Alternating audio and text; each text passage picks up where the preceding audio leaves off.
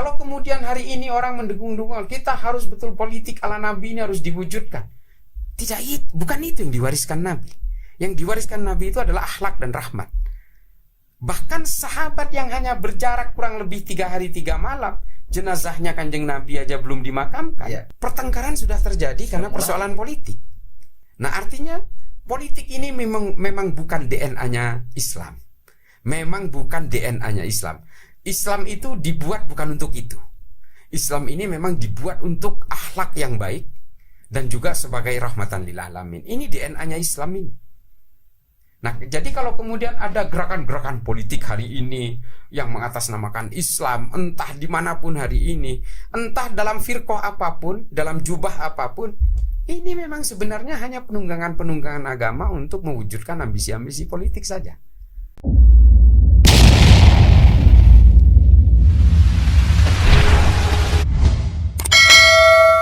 Menyikapi ada 2 hal yang menarik yang sering itu menjadi debatable, bahwa di satu sisi begitu bencinya terhadap kondisi sejarah perpolitikan, tetapi di sisi yang lain kepentingan dan perjuangan apapun juga tidak bisa dilepaskan dari persoalan politik.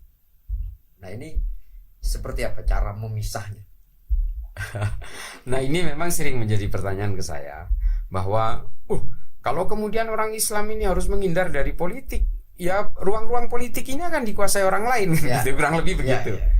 Nah, makanya kemudian Imam Ghazali dalam Ihya itu mengatakan Islam dan politik ini seperti saudara kembar. Artinya apa? Orang-orang Islam itu tetap harus berpolitik untuk mengawal supaya produk-produk politik ini tidak keluar dari maqasidus syariah. Ini jelas. Ya, seperti yang sering diungkap oleh Gus Baha juga ya. Kalau orang Islam nggak berpolitik, ada komplek pelacuran, dan orang Islam tidak ada dalam kekuatan-kekuatan politik, nggak bakal bisa nutup. Yang ada paling nyerbu dengan membakar. Nah, ini fungsinya. Artinya apa? Orang Islam harus berpolitik. Harus dalam konteks ini sesuai dengan kemampuan. Untuk memegang kebijakan di situ ya. Iya. Itu harus berpolitik untuk mengawal supaya produk-produk politik ini tidak keluar dari jalur-jalur keislaman dan tetap menjaga Islam ini sebagai agama yang rahmat tadi, agama yang berakhlak tadi. Nah, lalu kemudian mengapa kok ada politisasi agama kok nggak boleh?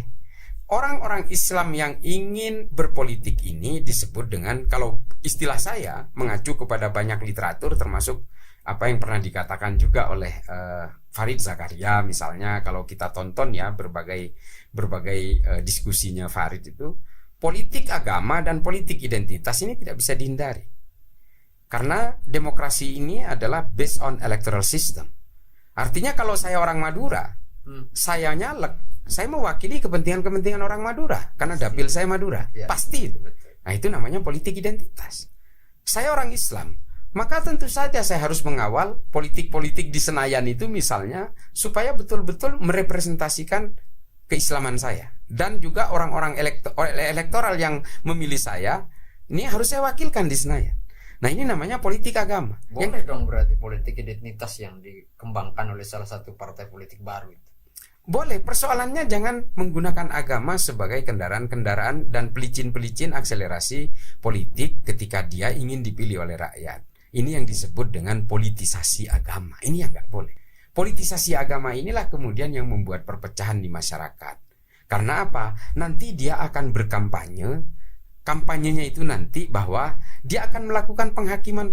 Kalau ingin Islam ini maju, maka pilih saya. Orang yang bukan memilih saya, yang memilih mereka, itu berarti tidak punya giroh untuk membela Islam. Nah, ini yang disebut dengan politisasi agama. Ini contoh konkretnya. Tapi kalau kemudian dia maju mewakili orang Madura harus bangkit, ini jalanan rusak. Ini jalanan rusak ini harus kita suarakan di Jakarta misalnya. Nah, ini boleh, tapi jangan gunakan agama. Karena kita udah mengalami keterpurukan yang luar biasa secara histori ketika menggunakan agama sebagai landasan-landasan untuk bisa meraih ambisi-ambisi kekuasaan. Saat ini sudah ada beberapa fase. Iya. Fase Rasulullah, sahabat. Nah, kita kan sering mereka itu Islam kembali kepada asalnya. Iya. Pada siapa? Al-Quran, hadis. Nah, ini yang sering menjadi pedoman. Maka pedoman politik mereka itu, pedoman perilaku mereka itu ala Rasulullah. Ya, itu yang digembar-gemborkan. Ada dari hadis, dari Al-Quran. Selain itu nggak ada. Nah, ini seperti apa sih sebenarnya? Alaman nubuwah. Iya. Jadi memang ini yang selalu diusung. Nah, makanya saya sering melakukan kontra narasi untuk ini. Pada zaman Rasulullah itu kan semuanya ada di Rasulullah. Ya. Bahkan yudikatifnya pun itu ada di Allah juga. Makanya saya sering mengatakan politik Islam yang paling gemilang itu hanya berada ketika Rasulullah masih hidup. Itu betul-betul pondasi kekuatan politik Islam, karena memang Rasulullah itu ingin menciptakan satu epicentrum kekuasaan politik untuk menyebarkan Islam. Dan ketika itu betul-betul intervensinya Allah itu langsung.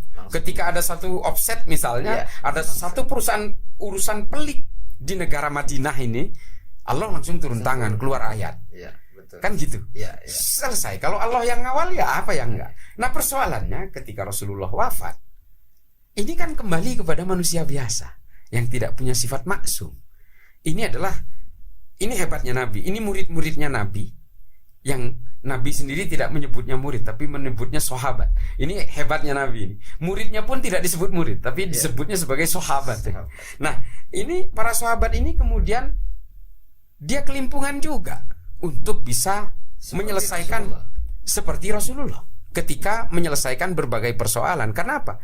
Rasulullah ini dituntun langsung oleh Allah, dan kemudian setelah Rasulullah wafat kembali ke manusia biasa yang tidak punya jalur koordinat langsung frekuensinya dengan Allah untuk berbagai tuntunan-tuntunan persoalan. Ini kembali kepada manusia-manusia yang saya tetap menghormati para sahabat, jelas ini orang-orang suci yang betul-betul ketika Rasulullah masih hidup, beliau ini sangat luar biasa, dan beliau ini melihat Nabi detik per detik, ya kan, moment by moment, sangat semuanya direkam oleh beliau ini. Tapi tetap ketika dalam persoalan politik, beliau ini tidak bisa menerjemahkan ala politiknya Rasulullah. Setelah ditinggal oleh Rasulullah. Iya, setelah ditinggal Rasulullah dalam konteks politik dia tidak mewariskan. Nah, itu yang saya maksud. Ini yang Islam memang tidak diwariskan untuk sebagai komponen politik.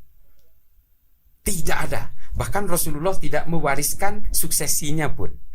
Rasulullah tidak menunjukkan. Tidak ada penunjukan. Tidak ada.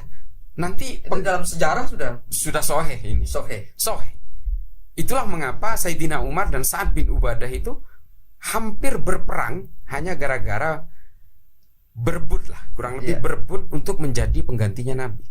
Karena apa? Karena Nabi memang tidak menunjuk suksesinya. Artinya apa? Islam tidak diwariskan untuk ambisi-ambisi politik. Islam hanya diwariskan oleh Rasulullah kepada seluruh umatnya ini sampai hari ini, sampai nanti hari kiamat, adalah untuk menyempurnakan akhlakul karimah, dan juga agar Islam ini tetap menjadi rahmatan lil alamin. Hanya dua ini. Makanya kalau kemudian hari ini orang mendengung-dengung kita harus betul politik ala Nabi ini harus diwujudkan, bukan itu yang diwariskan Nabi. Yang diwariskan Nabi itu adalah akhlak dan rahmat. Bahkan sahabat yang hanya berjarak kurang lebih 3 hari 3 malam, jenazahnya Kanjeng Nabi aja belum dimakamkan, pertengkaran sudah terjadi karena persoalan politik. Nah, artinya politik ini memang bukan DNA-nya Islam. Memang bukan DNA-nya Islam. Islam itu dibuat bukan untuk itu. Islam ini memang dibuat untuk akhlak yang baik dan juga sebagai rahmatan lil alamin. Ini DNA-nya Islam ini. Nah, jadi kalau kemudian ada gerakan-gerakan politik hari ini yang mengatasnamakan Islam, entah dimanapun hari ini, entah dalam firqah apapun, dalam jubah apapun, ini memang sebenarnya hanya penunggangan-penunggangan agama untuk mewujudkan ambisi-ambisi politik saja.